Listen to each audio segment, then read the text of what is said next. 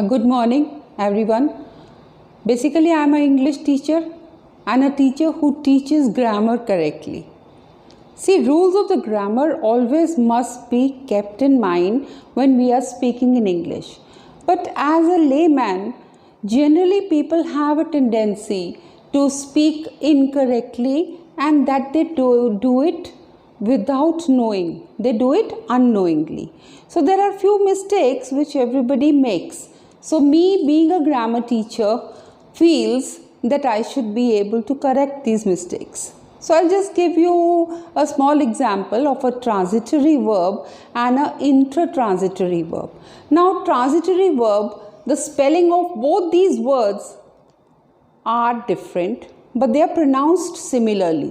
One is lie and the other is also lie. Generally, when we go to different kinds of people, local people, they either misspell it or mispronounce it or use it in the wrong direction.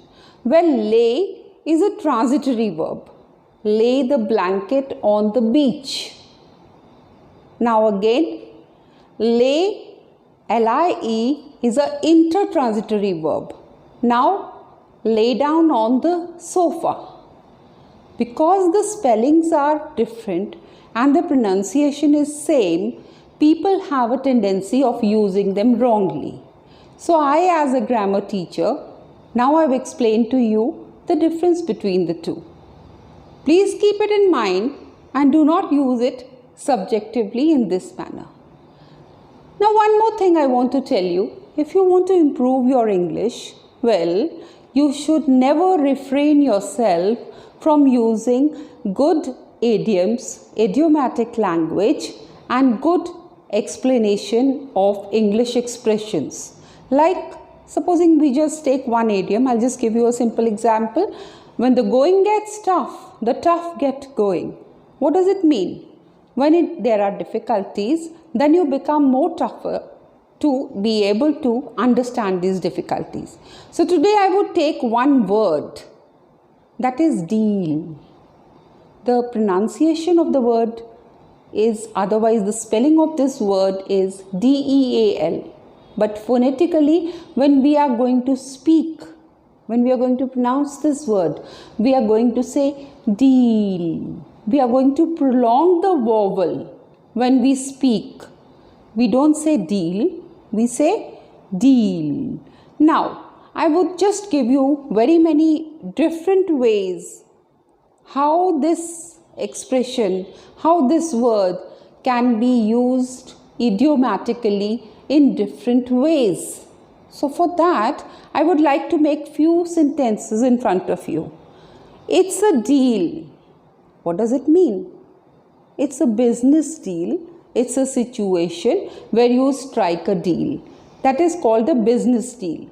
This is a proverb. Now, another way of using the same expression.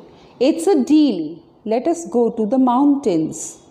Now here, we are not striking any business deal, but we are saying it's a deal. It's a contract. We have understood. We are going to do it. We've signed it together. No, we've had a mutual consent that we would go out to the mountains. Now, another way of saying it is, it's a good deal. This is another sentence where you're using the same word. Now, children have a great deal of energy. This is another way of using the same expression. Now again, it's done. It's done. It's a deal. It's finished. We've struck a balance. We've understood a particular thing and we are done with it. It's a deal.